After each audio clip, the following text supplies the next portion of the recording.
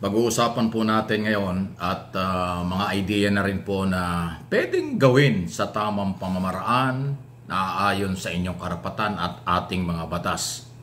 Ito po dun sa issue ng nagsasabing, Sir Mike, ano bang dapat gawin ng mga Pilipino para daw makumbinsi si Pangulong Marcos na payagan na ang ICC dito sa ating bansa na mag-imbestiga at kung may warrant para sa ipatupad laban sa mga inireklamo ng mga Pilipino sa International Criminal Court kaugnay sa paglabag sa karapatang pantao ng nakaraang administration. Marami pong opsyon, maraming pamamaraan. Una, pwede po kayong sumulat sa Office of the President para umapila kayo na magbago siya ng desisyon at kayo po ay paniwalaan na dapat ang ICC ay papasukin na. Sulat, nakakarating po yan sa Pangulo. Pangalawa, napakalakas ng social media. Tama po yun. Yung mga sinasabi sa mga comment section, sa lahat ng mga vlogger, sa lahat ng kung ano-ano, panawagang malaking tulong yan. Nakakarating po yan sa Pangulo. Pangatlo, mayroon naman tayong freedom of assembly, freedom of expression, pwede kayong mag-rally. Rally na naaayon sa mga regulasyon. Halimbawa, mag-rally kayo sa Miminjola. Pwede kayong kumuha ng permit sa City Hall o kaya doon sa mga plaza na hindi naman kailangan ng permit kasi legal naman na magsagawa ng mga rally katulad doon sa dyan sa may Liwasang Bonifacio, dito sa Metro Manila, kahit to sa buong bansa na may mga plaza, pwedeng magsagawa dyan ng mga rally na kung mag-oorganisa sa inyong mga probinsya, ang layunin po ay manawagan sa Pangulo na panindigan ang operasyon ng ICC. Ang issue dyan ay bumalik tayo, pagiging membro ng ICC. Kasi po ang dati, member tayo dyan. Inalis lang ho ni dating Pangulong Duterte noong 2019 yata. Basta sa ilalim ng kanyang administration, nag-withdraw tayo, umalis tayo dyan sa ICC. So, pwede tayong bumalik sa ICC as member. O pwede rin naman yung papasukin o ipanawagan yung papasukin ang ICC ng maayos sa investigasyon tungkol sa human rights violation. Yan po yung mga paraan na pwede kong masabi. Kasi hanggang ngayon po ay marami nagtatanong sa akin, salamat po sa inyong tiwala at tanong kung anong pwedeng gawin. Ayan po sinasabi ko. Yan po yung inyong karapatan, walang pwedeng pumigil dyan at wala kayong lalabagang batas. Okay? Di ba? Kasi yung Senado at Kongreso, mga politiko, ang Kongreso kasi meron na sila kung pinagtibay diyang resolusyon, nananawagan nga sa ating Pangulo na hayaan ng ICC. Hindi naman ho tinupad, walang nangyari. Sa Senado, walang gumawa ng ganyan. Kasi marami ho dyan, hindi naman marami, may mga senador na pro Duterte at kung ano pa. Okay? So, wala tayong aasahan sa Senado. Ang taong bayan, yun po yung aking sinasagot doon sa inyong tanong. Yun po yung inyong magagawa. Ulitin ko, sumulat kayo sa Office of the President, palakasin nyo ang inyong boses sa social media, okay? Mag-rally kayo sa tamang mga pamamaraan, dahil yun naman po inyong karapatan, walang magbabawal, na kayo'y mag-rally para iparating, inyong ihayag ang inyong mga hinaing sa Office of the President. Yan ay isa sa mga paraang legal, okay?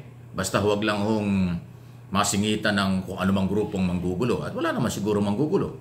Kasi kahit sino pwede mag-rally. Basta may mga isyong gustong iparating. Yung iba nga, yung anti-Marcos ang rally nila, anti-Marcos eh. Ang rally nga nila, pabagsakin ng gobyerno eh. Ang kanilang rally, ang topic nila ay paninira sa pamahalaan o pinapayagan. Kayo pa kaya, mamamayang Pilipino, na ang gusto nyo iparating ang inyong saloobin, ang inyong posisyon, sa ating Pangulo na payagan ng ICC pumasok ng Pilipinas. Lehitimong issue po yan. Legal na legal, wala akong pwede magbawal yan. Hindi lang ho dito sa Metro Manila. Kahit saan lugar sa buong Pilipinas, ulitin ko, pwede nyong gawin yan. Sa mga plaza. Yung hindi makakaistorbo sa ibang motorista o ibang tao na hindi o walang interes at walang kinalaman sa issue. Ayun po yung inyong kalayaan. Ang kalayaan sa pamamahayag, kalayaan sa pagtitipon-tipon, yung mga freedom of assembly, ay buhay na buhay yan sa ilalim po ng saligang batas. Hindi lang po mga anti-Marcos o anumang grupo na nagrally ang merong karapatan. Pati yung mga pro-Marcos sumusuporta sa Pangulong Marcos sa ating administrasyon, may paninindigan sa ating gobyerno, pwede rin hong mag-rally. Pwede rin yung isama dyan para isang lakad na yung inyong paninindigan, sumusuporta kayo sa Pangulo sa laban sa West Philippine Sea.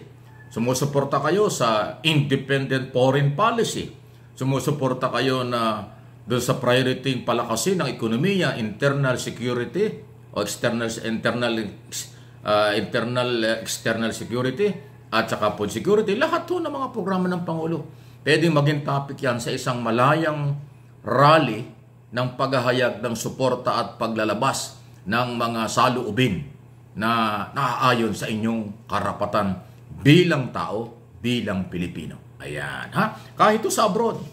Kung halimbawa mag-rally kayo, kung kayo'y holiday o wala kayong pasok ng isang araw sa inyong mga lugar, halimbawa sa Amerika, sa Canada, sa Europe, na magtipon-tipon ng mga Pilipino at ipanawagan sa Pangulong papasukin ng ICC at panindigan ng West Philippine Sea na tuloy-tuloy. Hindi po bawal yan. Palagay ko sa abroad papayagan din kayo, basta huwag lang makakaistorbo sa iba. Ang karapatan kasi sa malayang pamamahayag, pwede yan sa isang bansang may demokrasya, sa isang bansang meron matinong gobyerno. Ilan lang naman ang lugar na, di ba? Sa North Korea lang naman bawal ang ganyan. Pero sa ibang mga bansa, pwede yan. Sa South Korea, pwede rin maggalaw, di ba? Yan po yung aking idea. Suggestion na rin sa inyo. Yung karapatan nating lahat. Karapatan po ninyo, huwag nyong itago. Karapatan po ninyo, ilabas nyo. Obligasyon nyo, ilabas nyo sa tamang pamamaraan. Naaayon po yan sa batas yung i-advise natin. Okay? Para lang makarating sa kinaukulan. Kasi ako naniniwala na kapag nadinig ng Pangulong Marcos ang lakas ng boses at paninindigan ng taong bayan, hindi lang Marcos loyalists, hindi lang Marcos supporters, kung hindi boses ng taong bayan tungkol sa isyu ng West Philippine Sea, tungkol sa isyu sa International Criminal Court o ICC, palagay ko mababago po ang paniniwala. Kasi ang Pangulo naniniwala sa taong bayan. Dahil alam ng Pangulo kaya napunta siya sa gobyerno ay sa tulong ng taong bayan. Inihalal siya ng taong bayan, pinagkatiwalaan siya ng taong bayan. Kaya ako hindi po nawawala ng pag-asa na susundin ng ating Pangulo ang boses ng bayan kung nakakarating sa kanya. Kaya yung sinabi kong mga pamamaraan, yan po'y legal na legal. Hindi po yan panggugulo. Inuulit ko. Yan ay aking idea, opinion, interpretation sa karapatan, suggestion sa karapatan ng lahat ng tao.